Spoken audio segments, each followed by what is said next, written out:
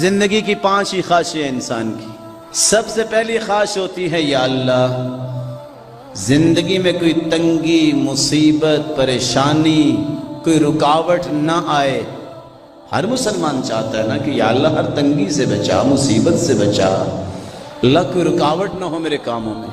دوسری خواہش یا اللہ میرے کاموں کو آسان کر دے، جھٹ سے ہو جائیں، پتہ ہی نہ چلے کام پورا ہو جائے.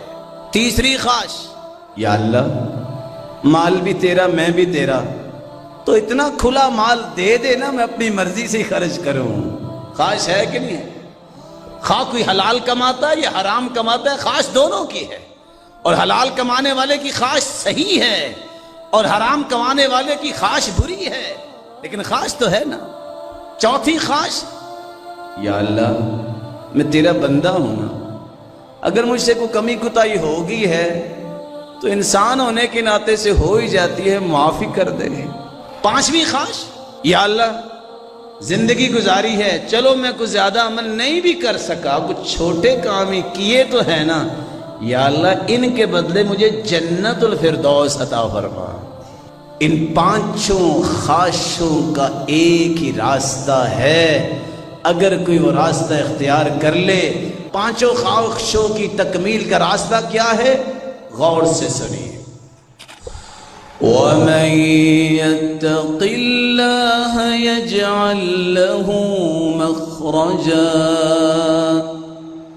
جو تقوی اختیار کر لیتا ہے ہر قسم کی تنگی، مصیبت، دکھ سے نکلنے کا راستہ اللہ اس کے لیے بنا دیتے ہیں. دوسری خواہش وَمَن يَتَّقِ اللَّهَ يَجْعَل لَّهُ مِنْ أَمْرِهِ يُسْرًا، جو تقوی اختیار کر لیتا ہے اللہ تعالیٰ اس کے ہر کام کو آسان بنا دیتے ہیں. تیسری خواہش وَيَرْزُقُهُ مِنْ حَيْثُ لَا يَحْتَسِبُ وَمَن يَتَوَكَّلْ عَلَى اللَّهِ فَهُوَ حَسْبُهُ إِنَّ اللَّهَ بَالِغُ أَمْرِهِ قَدْ جَعَلَ اللَّهُ لِكُلِّ شَيْءٍ قَدْرًا. جو تقوی اختیار کرے گا اللہ تعالیٰ اس کو گمان سے بھی بڑھ کے مال دے گا.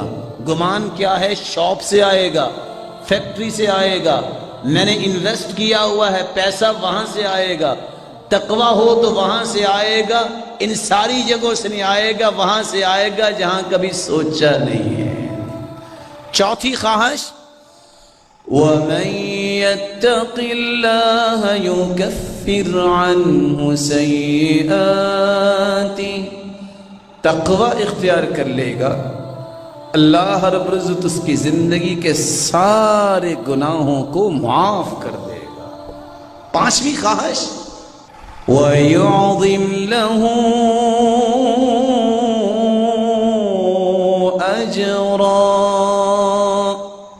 نیکی چھوٹی سی کرے گا لیکن مالک الملک اس کا اجر عظیم عطا فرمائیں گے جو جنت کی شکل میں ہوگا.